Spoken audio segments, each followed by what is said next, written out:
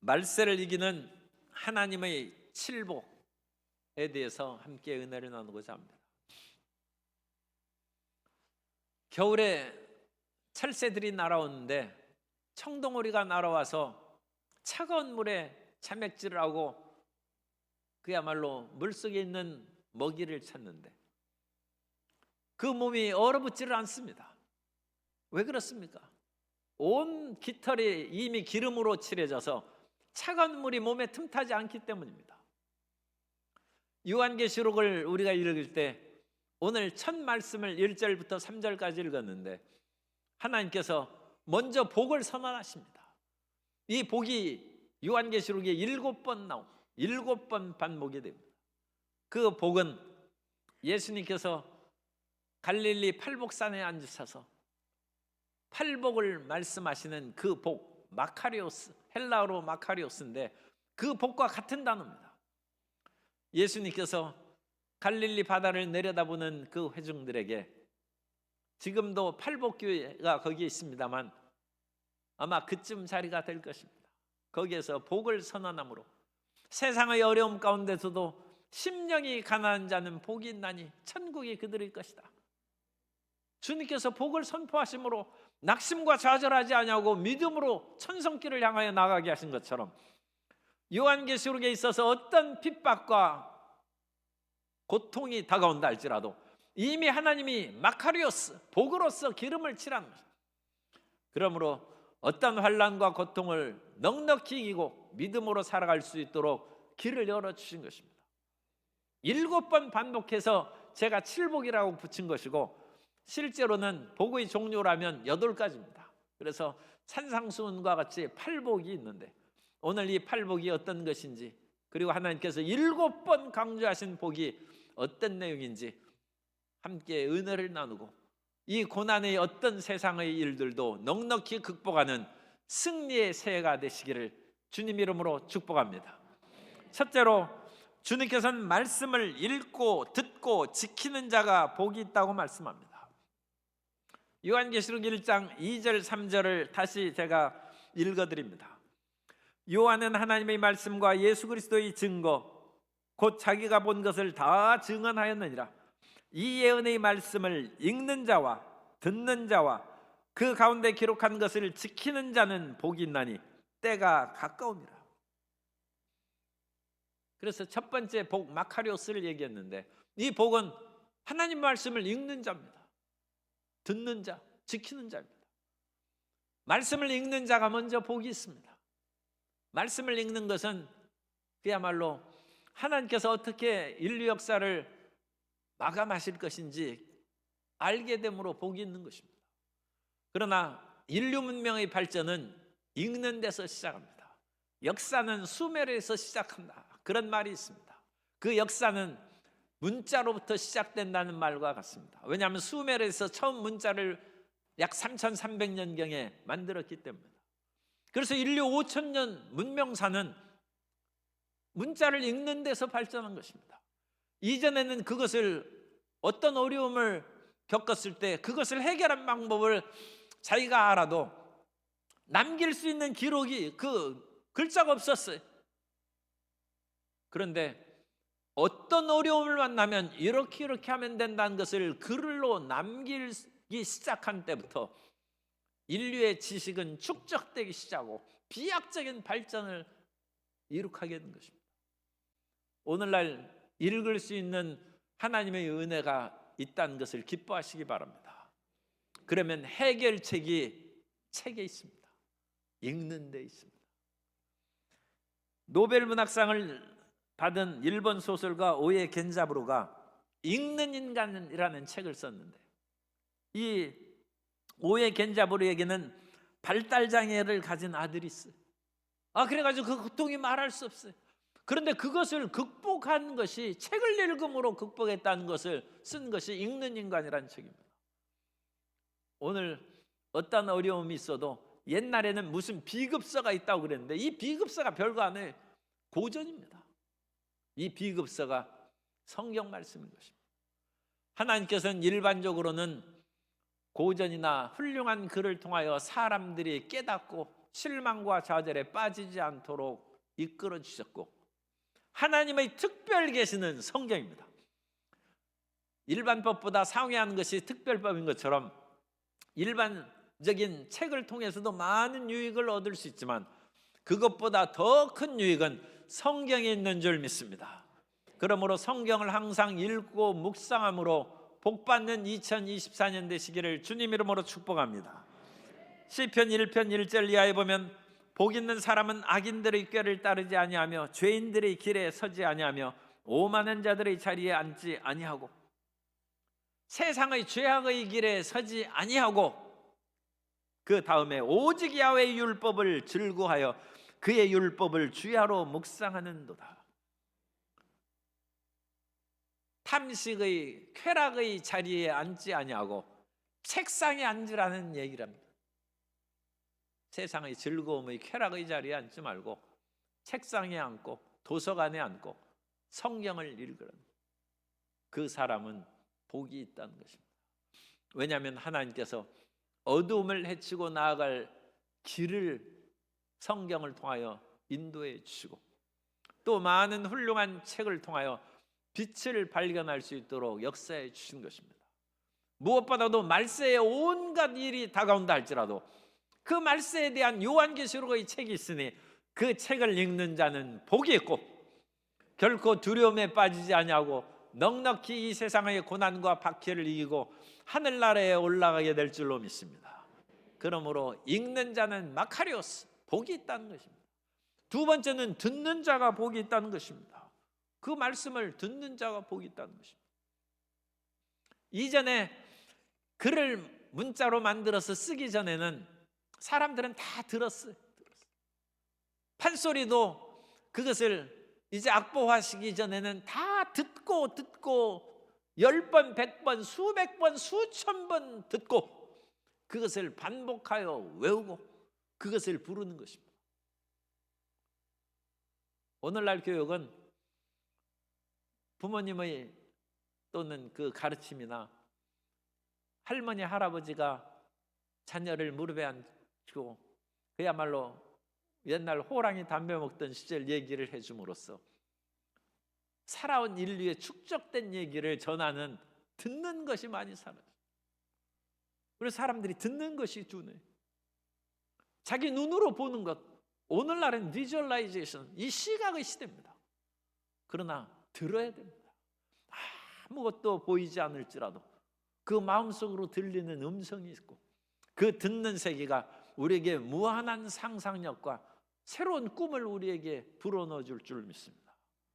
보는 것도 중요하지만 듣는 것도 중요한 것입니다. 무엇보다도 듣는 것은 그것도 일반적으로 듣는 것이 중요할 뿐만 아니라 하나님의 말씀을 듣는 것이 가장 중요한 줄 믿습니다. 아모스 8장 11절에 주 야훼의 말씀이니라 보라 날이 이를지라 내가 기근을 땅에 보내리니 양식이 없어 주림이 아니며 물이 없어 가람이 아니요 야훼의 말씀을 듣지 못한 기갈이라.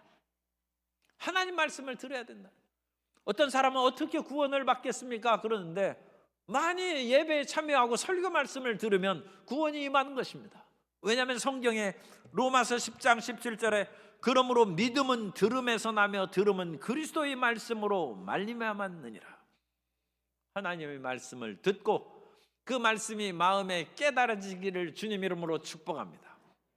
아무리 들어도 마이동풍 소기의 경읽기식으로 그 마음에 맺히지 않고 깨닫지 않고 흘러가 버리면 무슨 유익이 있겠습니까?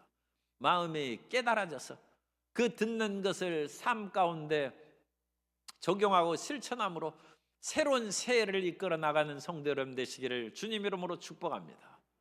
그러므로 이제는 중요한 것이죠. 말씀을 읽고 들을 뿐만 아니라 그것을 지키는 자가 복이 있다는 것입니다. 요한계시록 22장 7절 1장에서도 읽고 듣고 지키는 자가 복이 있다고 한 번 복을 선언하셨는데 제일 끝에서 22장에 가서도 7장에 보라 7절에 보라 내가 속히 오리니 이 두루마리의 예언의 말씀을 지키는 자는 복이 있으리라 하더라. 말씀을 지켜야 됩니다. 아무리 많이 들었어도 그것을 실천하고 행하지 않으면 우리에게 어떤 유익이 있겠습니까? 요즘에는 집값이 떨어지고 그야말로 영끌족이 집을 샀는데 큰 피해를 본다고 하는데, 이전에 한창 그 집값이 오를 때는 사람들이 집을 사기 시작했어요. 그래가지고 어떤 사람에게 권유도 합니다. 지금 집을 사면 2배로 오른다. 그런데 그분이 집을 안 샀어요. 그랬더니 지금 3배로 올랐어요. 말씀을 듣는 것도 중요하지만 그 듣고 행하는 것이 더 중요하다는 것입니다. 야고보서 1장 22절에 보면 너희는 말씀을 행하는 자가 되고 듣기만 하여 자신을 속이는 자가 되지 말라. 예수님께서 바리새인을 책망하시고 서기관과 제사장들을 책망하신 것은 그 사람들은 가르치기는 잘해, 말을 선포하고 읽기는 많이 하는 것이죠. 성경을 줄줄 외우기까지 했어요. 그런데 그들은 행함이 없어요. 그러므로 예수님께서 그들을 책망하시고, 오히려 예수님의 말씀을 듣고 지키는 세리와 창녀가 먼저 천국에 들어간다는 것입니다. 말씀을 듣는 것만으로 충분하지 않습니다. 그 말씀이 우리 삶 가운데 실천되고 2024년에는 행동으로 나타나는 열매 맺는 새해가 되시기를 주님 이름으로 축복합니다. 마태복음 7장 26절 이하에서 말씀합니다. 나의 이 말을 듣고 행하지 아니하는 자는 그 집을 모래 위에 지은 어리석은 사람 같으리니 비가 내리고 창수가 나고 바람이 불어 그 집에 부딪힘에 무너져 그 무너짐이 심하니라. 말씀을 지키는 것이, 행동으로 옮기는 것이 우리의 살 길이고, 그것이 열매 맺고 우리의 신앙에 공허함을 느끼지 않는 것입니다. 성경도 많이 읽고 많이 들었는데도 공허한 사람은 하나님 말씀이 잘못된 것이라 의심하지 말고, 내가 그 말씀대로 실천을 안 했기 때문에 내 마음이 허무하고 공허하다, 그것을 깨달으시기 바랍니다. 두 번째로는 주 안에서 죽는 자들이 복이 있다는 것입니다. 박해가 얼마나 요한계시록에 심한지 믿음을 배반하고 살아나는 것보다 주 안에서 죽는 자들이 복이 있다는 것입니다. 그러니까 박해에 결코 뒤로 물러가고 좌절하지 말고 끝까지 믿음을 지키며 사는 저와 여러분 되시기를 바랍니다. 요한계시록 14장 13절을 공동번역으로 읽어드립니다. 나는 또 야훼, 이제부터는 주님을 섬기다가 죽는 사람들이 행복하다 마카리오스, 행복하다고 기록하여라 하고 외치는 소리가 하늘에서 나는 것을 들었습니다. 그러자 성령께서 옳은 말이다, 그들은 수고를 지키고 그치고 쉬게 될 것이다, 그들의 업적이 언제나 남아있기 때문이다 하고 말씀하셨습니다. 믿음을 배반하고 살아가는 것보다 주 안에서 죽는 자가 복이 있다는 것입니다. 그것은 끝까지 믿음을 지키라는 것입니다. 다니엘의 세 친구 사드락과 메삭과 아벳느고는 극렬하게 타는 풀무불에 던져지는 죽음 앞에 서 있어요. 그러면서도 그들은 죽음을 두려워하지 않습니다. 믿음이 없어지는 것을 두려워하는 거예요. 우리가 극렬히 타는 풀무불에 던져질지라도 하나님은 전능하시니 우리를 살려줄 것이라는 것입니다. 그리고 그렇게 안 할지라도 우리는 우상 숭배하고 세상으로는 다시 뒤돌아가지 않는다는 것입니다. 그래서 하나님께서 사드락과 메삭과 아벳느고를 살려주셨습니다. 에스더는 포로로 끌려오는 그런 처참한 사람이고, 오늘날엔 다문화라는 용어도 또 쓰지 말라고 그러는데 어쨌든 글로벌 여인에, 그런데 거기에서 왕비가 됐으니 성공하고 출세했죠. 그래서 편안히 살만하니까 이제는 모르드게로 말미암아 유다 민족이 다 멸절되게 되었어요. 그때 모르드게가 얘기합니다.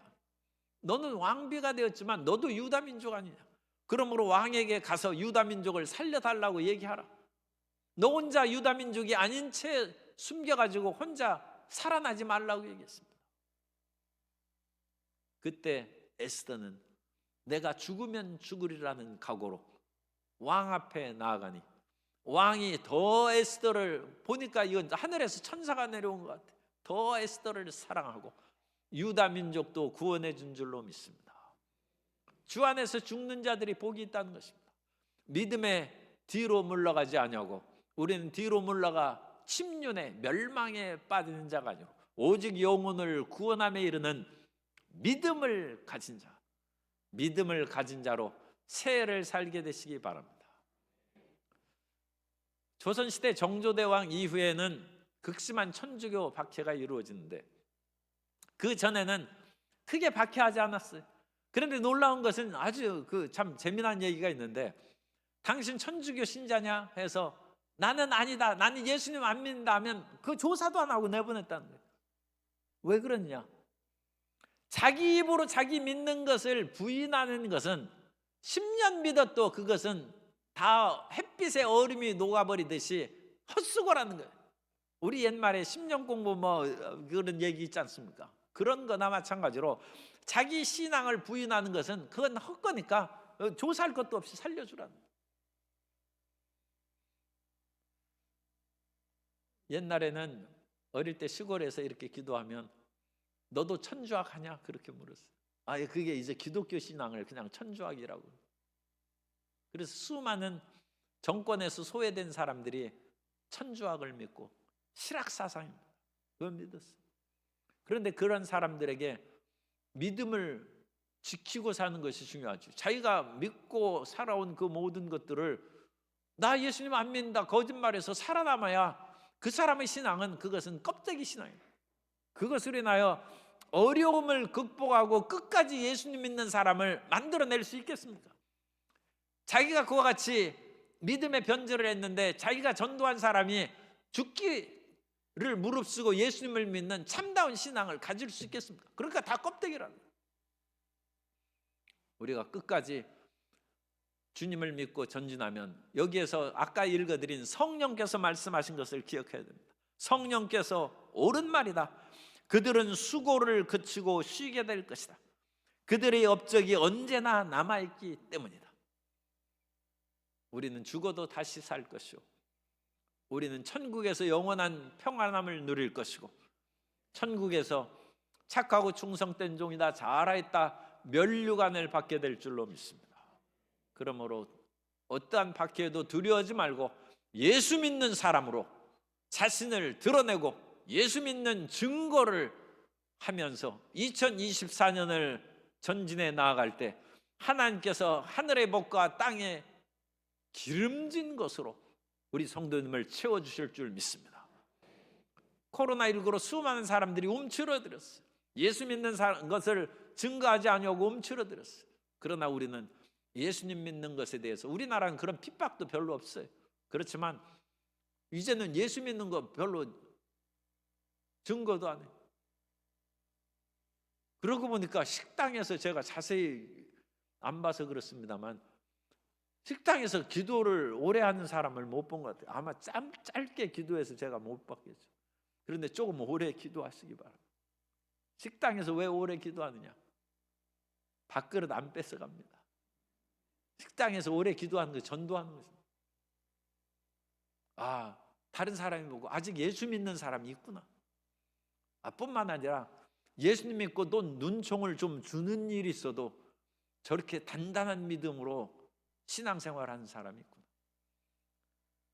우리가 식사기도 꼭 고개 숙이고 오래 안 하고 그냥 주님 감사합니다 먹어도 아무 상관없습니다. 그거 주님께서 받으십니다. 그러나 일부러 전도하느라고 일부러 오래 하는 거예요.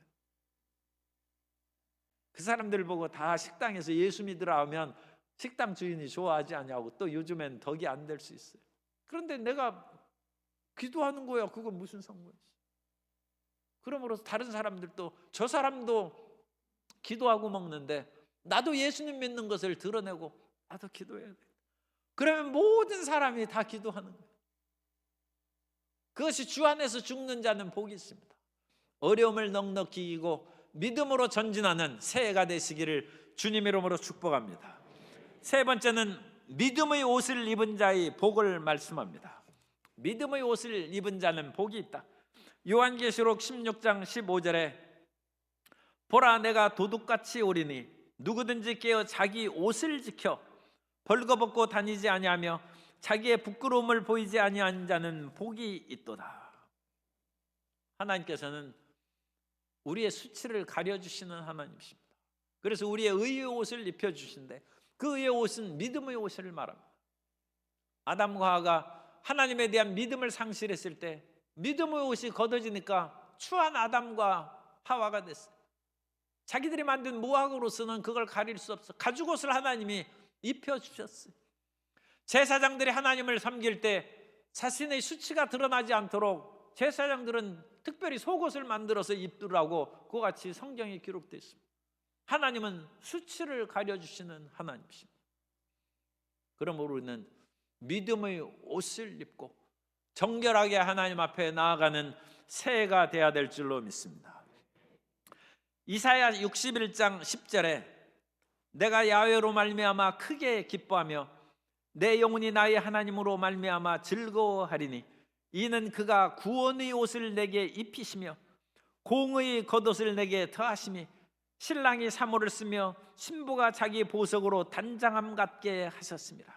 하나님께서 우리를 구원의 세마포를 입으시고 우리가 이 땅에서 공의와 착한 일을 하면 마치 신부가 보석으로 치장하는 것처럼 겉옷을 공의의 겉옷을 내게 입히신다. 그러니까 천국 갔을 때 성도님들 서로 못 알아볼 수도 있어요. 왜냐하면 지금은 뭐 별로 그렇게 지금도 옷을 좋은 옷 입고 있습니다만 지금과 다른 그야말로 거룩하고 또 이 땅에서 하나님의 말을 한 사람은 온갖 보석으로 치장한 옷을 입었으니까 못 알아보는 거예요. 거기에다 면류관을 쓰고 그런 사람은 더 못 알아보는 거예요. 믿음의 옷을 입어서 하나님을 기쁘시게 하고 자기 자신도 행복하고 하나님께 영광 돌리는 성도 여러분 되시기를 주님 이름으로 축복합니다. 그런데 그 믿음의 옷은 우리가 항상 입고 있지만 가끔 그 옷이 벗겨질 수가 있어요. 언제 합니까? 육신의 정욕, 안목의 정욕, 이생의 자랑으로 살아가면 믿음의 옷을 잃어버려요. 그래가지고 벌거벗은 꿈을 꾸기도 하고 왜 믿음에서 자기가 떨어져 나가면 하나님께서 꿈속에서 그런 걸 보여주시는 거예요. 그럼 믿음을 지키라는 거예요. 세상의 육신의 정욕, 안목의 정욕, 이생의 자랑에 빠지지 말라는 것입니다. 로마서 13장 14절에 오직 주 예수 그리스도로 옷 입고 그리스도의 옷, 믿음의 옷을 입고 정욕을 위하여 육신의 일을 도모하지 말라. 정욕을 위하여 육신의 일을 도모하면 그리스도의 옷이 벗겨진다. 믿음의 옷을 항상 단정하게 입고 하나님 앞에 거룩하고 흠없는 주의 자녀로 나타나는 성도 여러분 되시기를 주님의 이름으로 축복합니다. 그런데 어떤 사람은 믿음의 옷을 입긴 입었는데 세상의 여러 가지 일들로 너무 더러워졌어요. 그렇기 때문에 주님께서 또 한 번 강조하는 복은 두루마기를 빠는 자가 복이 있다는 것입니다. 요한계시록 22장 14절에 자기 두루마기를 빠는 자들은 복이 있으니 마카리오스입니다. 복이 있으리니 이는 그들이 생명나무에 나아가며 문들을 통하여 성에 들어갈 권세를 받으려 함이로다. 옷이 깨끗한 사람은 생명나무 열매를 먹는다. 그래서 그 생명나무의 영원한 그 과일을 먹어본 사람 간증이 있는데 어쨌든 꿈속에서 천국에서 먹어봤는데 뭐 말할 수 없다는 것입니다. 이 세상의 어떤 과일로 비교할 수 없는 생명의 열매가 우리를 기다리고 있습니다. 그러므로 두루마기를 빠르라는 거예요. 세상에서도 옷이 더럽고 그러면 추하고 냄새나죠. 그런데 영혼이 추한 것은 더 비극적인 것입니다. 사람이 아무리 깨끗한 옷을 입어도 이건 이제 뭐 우리가 조심해야 됩니다만 무엇인가 추하게 느껴지고 무언가 꺼림칙하고 섬찟한 그런 느낌을 주는 그런 사람이라고 하기엔 그렇습니다. 어쨌든 그런 사람이 간혹 있어요. 그 영혼의 문제입니다. 그 영혼의 상태가 우리를 놀라게 합니다. 그 영혼의 냄새가 우리에게 맡아지는 거예요. 아무리 옷을 잘 입었어도 그 사람에게 따뜻함과 사랑을 느끼지 못하는 그런 경우가 종종 있습니다. 우리가 영적인 것 같은 두루마기가 더러워지면 그런 현상이 나타납니다. 완전히 이제 제가 말씀드린 사람은 예수님을 안 믿는 그런 경우겠죠. 그러니까 그건 섬찟한 느낌입니다. 우리는 두루마리를 빨아서 영적인 옷을 우리가 끊임없이 세탁하여 12광주리를 하는 것은 우리가 새의 비전을 받는 것뿐만 아니라 그것을 세탁하는 것입니다. 세탁해서 새 옷을 입고 새 마음으로 새해를 시작하는 것입니다. 그러면 그리스도의 향기가 우리의 영혼 속에서 품어져 나오는 것입니다. 꽃이 향기를 품으면 사람들이 다 다가갑니다. 그래서 그 영혼이 향기를 품는 사람은 올해 반드시 시집 장가갈 줄로 믿습니다. 이 사람들이 그 향기 맡고 다 찾아와. 이제 고르는데 너무 걱정이 돼. 그러나 결혼을 할 것이고, 사업을 하는 사람들에게도 영혼의 향기가 나니까 이 사람 저 사람 와서 같이 사업하자고 하고, 어디 사업자가 필요하지 않느냐고 해서 일부러 막 돈을 맡기고 그냥 이거 나 필요 없다고 그래도 쓰라고 하고, 그렇게 그리스도의 향기가 그 영혼을 끌어당기는 거예요. 두루마리를 빠는 자는 복이 있는 것입니다. 우리가 예수님을 믿고서도 두루마기가 깨끗이 못하여서 다른 사람이 가까이 하지 못하고 무엇인가 꺼림칙한 사람이 되지 않고 우리의 영혼이 맑고 밝고 환하여서 사람들이 그 향기에 취하고 그 향기 속에 거하기를 원하는 새해가 되시기를 예수님의 이름으로 축원합니다. 네 번째로 어린 양의 혼인잔치에 청함받는 복이 있습니다. 그래서 이 어린 양의 혼인잔치에 사람들이 초대를 받아가지고 기쁨 가운데 혼인잔치를 하는데, 이것은 우리 복음적인 그와 같은 요한계시록의 종말에 대한 해석입니다. 예수님께서 마지막 재림하실 때 먼저 공중재림을 하십니다. 그래서 공중재림을 하실 때 어린 양의 혼인잔치를 7년간 거기에서 진행하고, 그 당시에 땅에서는 7년 환란이 있고 7년 혼인잔치가 끝난 후에 지상으로 재림하셔서 모든 흑암의 세력을 멸하시고 천년왕국이 시작되는 것이 우리의 복음적인 그와 같은 전천년설의 그와 같은 주장입니다. 그러나 어쨌든 이와 같은 상세한 그런 역사적인 연보, 그것보다 그냥 더 보편적으로 받아들일 수 있는 것은 어린 양의 혼인잔치가 있다는. 그래서 이 혼인잔치에 참여하는 것은 기쁨이죠. 사람들이, 그 사랑하는 사람이 결혼하고 함께 거기에 모여서 축하하고 기뻐하고 맛있는 음식을 먹는 것이 얼마나 행복하겠습니까? 그러니까 그 어린 양의 혼인잔치에 참여하는 성도 여러분 되시기를 주님 이름으로 축복합니다.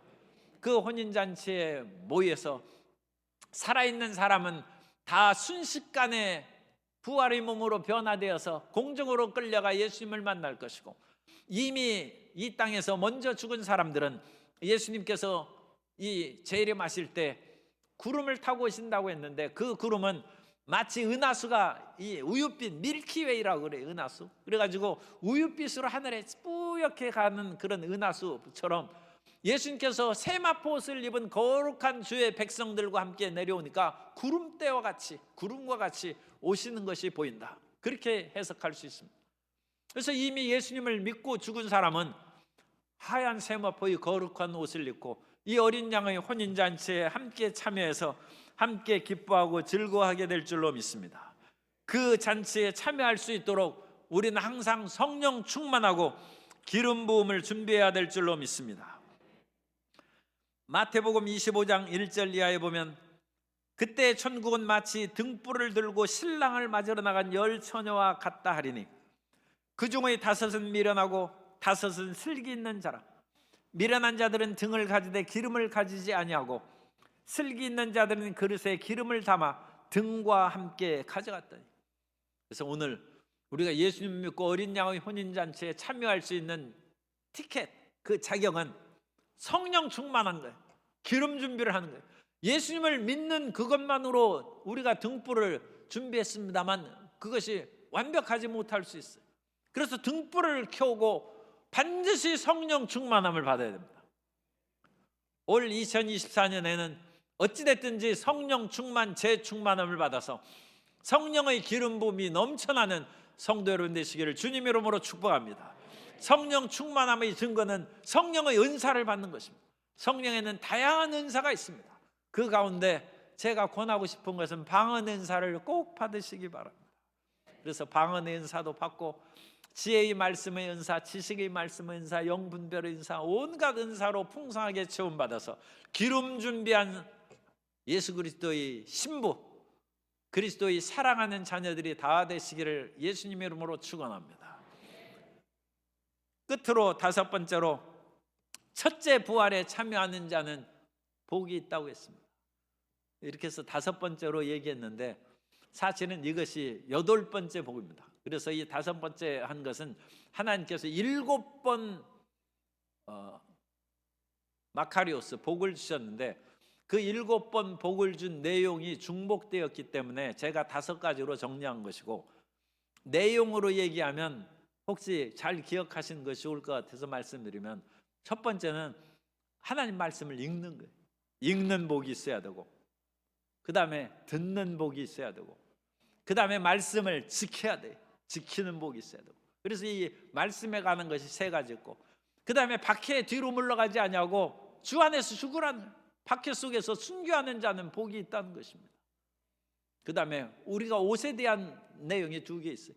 옷을, 믿음의 옷을 입고 벌거벗지 않은 자는 복이 있고, 옷을 깨끗이 두루마기를 빠는 자는 복이 있고, 혼인잔치에 참여하는 자는 복이 있고, 끝으로 재림의 이 부활의, 첫째 부활에 참여하는 자는 복이 있다. 그래서 여기에서도 종류로 하면 팔복입니다. 종류로 하면 팔복이고, 7번 요한계시록에 강조되므로 우리가 넉넉히 박해를 이기고 살아갈 수 있는데, 마지막에 있는 그런 복은 재림으로 말미암아 첫째 부활에 참여하는 자는 복이 있다는 것입니다.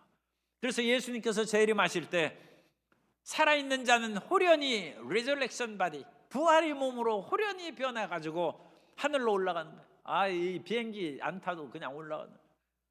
예수님께서 부활의 몸이 가졌을 때 제자들이 문을 꼭꼭 닫고 있는데 예수님이 호련히 그 방으로 들어, 제자들이 깜짝 놀랐어요. 무슨 예수님께서 문을 닫아놨는데 어떻게 들어오셨을까? 그러나 예수님께서는 단순히 영은 하고는 다릅니다. 예수님께서는 거기에서 만져보라고 했어요. 그래서 만져질 수 있는 그런 몸을 가졌는데도 이런 3차원의 세계에 아무 장애를 받지 않은 부활의 몸입니다. 그래서 부활의 몸으로 첫째 부활에 참여하고, 이미 예수님을 믿고 죽은 사람들도 거기에서 부활의 몸으로 나타나게 되는데, 이 첫째 부활에 참여한 사람은 두 번째 죽음이 없다는 것입니다. 요한계시록 20장 6절에 보면 이 첫째 부활에 참여한 자들은 복이 있고 거룩하도다. 둘째 사망이 그들을 다스리는 권세가 없고 도리어 그들이 하나님과 그리스도의 제사장이 되어 1000년 동안 그리스도와 더불어 왕노릇하리라. 예수님을 안 믿는 사람은 2번 죽고, 예수님을 믿는 사람은 1번 죽고, 아니면 1번도 안 죽어요. 예수님이 오실 때 부활한 사람은 1번도 죽음을 보지 아니하고 육체가 호련히 변하여 영원 세계로 들어가고, 대부분의 예수님 믿는 사람들은 다 1번 죽죠. 그 1번 죽는 것은 육체의 죽음이에요. 육체가 죽고 우리 영혼은 빠져나가서 예수님과 더불어 영원히 살게 될 줄로 믿습니다. 그런데 안 믿는 사람도 육체를 빠져나가요. 안 믿는 사람도 죽어서 없어지는 것이 아니라, 안 믿는 사람의 육체도 그 사람은 흙으로 돌아가고 그 영혼은 빠져나가는데, 마지막 때 백보자 심판 앞에서 너희 그 모든 것으로 구원을 얻을 만한 의의가 없다는 거예요. 예수 그리스도를 믿지 않았기 때문에 믿음의 의의가 없어요. 모든 사람이 죄를 범하였음에 하나님의 영광에 이르지 못한다고 성경에 기록되어 있습니다. 그러니까 자기 실력으로는 의의가 없습니다. 그래서 이 사람이 둘째 사망에 처해지는데, 그것이 불못에 던져지는 거예요.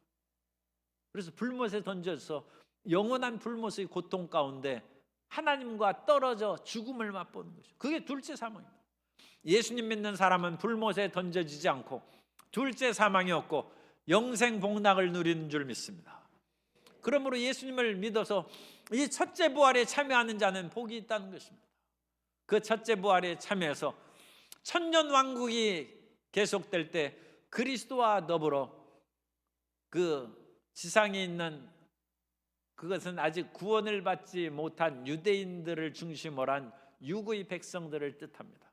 그 사람들을 다스리고 그 사람들을 가르쳐서 믿음의 길로 인도하는 그 일을 수행하는 그 다스림을 천년 동안 계속하다가 천년이 끝난 후에 하나님께서 모든 것을 다 정리하시고 새 하늘과 새 땅을 창조하시고 영원한 세계로 이 우주를 이끌어 가시는 것입니다. 그 영원한 세계에서 세세토록 사랑하는 예수님과 더불어 우리가 살게 될 것입니다. 그러므로 이와 같은 역사적인 그 모든 일이 진행될 때 우리 가운데 잠시 눈보라와 비바람이 다가올 수 있어요. 그때 우리는 하나님께서 우리에게 미리 기름질을 칠해준 이 차가운 세상의 물속에 뛰어들어가서도 여전히 전도하고 사업에 성공할 수 있도록 우리에게 기름을 부으시고 그 기름 부어주는 것이 7번 마카리오스 복을 주시는 것입니다. 그 7번 내리시는 복을 거듭거듭 받아서 올 2024년에도 이 차가운 세상 가운데 사람들은 움츠러들 때 자유롭게 수험치고 자유롭게 온갖 것을 다니시면서 사업도 잘하고 시험에도 합격하고 꿈도 이루고 행복하게 살아가는 우리 모든 성도님 되시기를 예수님 이름으로 축원합니다.